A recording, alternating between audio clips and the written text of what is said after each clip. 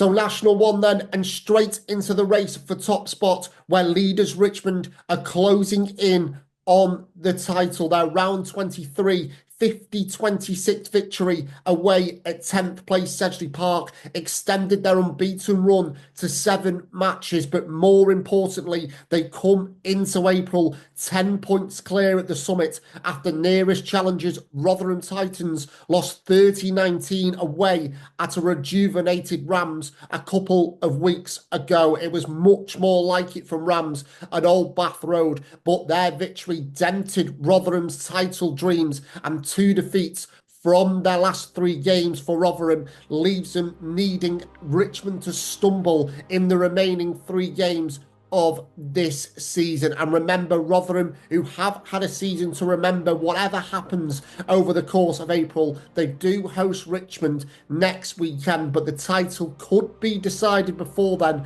which we'll come on to in a short while. At 3rd place, Roslyn Park are still in with a shout of the title after a brilliant second half showing at Plymouth Albion in round 23 saw them secure a 30-24 win at Brickfields and a 10th victory from their last 11 games. They are still 10 points behind Richmond, but they are mathematically in the hunt still. While at the other end of the standings, it is getting very tense, particularly between Esher and Leicester Lions in terms of the relegation scrap. The Lions are now just 3 points behind 12th placed Esher as 3 tries in the final quarter at home against Sale FC last time out secured 2 bonus points in a 37-31 defeat. And as for Esher, they collected a try bonus point in their 52-28 loss at Bishop Stortford, meaning the E's have now lost 6 in a row, with the final month of the season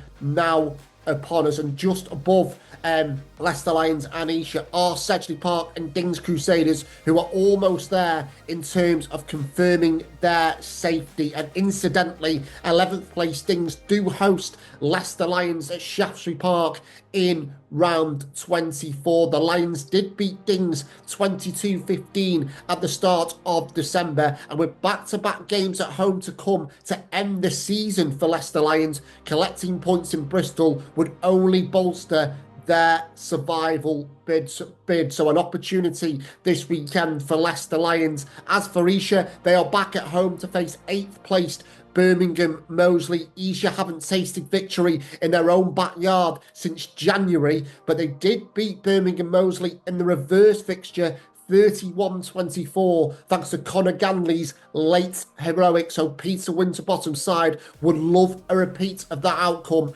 this weekend. Bringing it back to the title race, where on Friday night leaders Richmond host 4th place Rams under the lights at the Richmond Athletic Ground. Now Richmond can be crowned champions this weekend if they better the results of both Rotherham Titans and Roslyn Park. Of course, Rob Powell's side will be targeting the full 5 points, and if they were to achieve that on Friday night against Rams, it would put the pressure onto Rotherham Titans on Saturday, who are once again on their travels at 5th placed Blackheath. Now, club are ending James Shanahan's tenure very strongly indeed, as round 23's 46-23 win at Dings Crusaders was a 3rd victory on the spin for Blackheath. And remember, Rotherham have lost their last 2 away games, so what can they conjure up on Saturday afternoon in the knowledge of what Richmond may or may not have done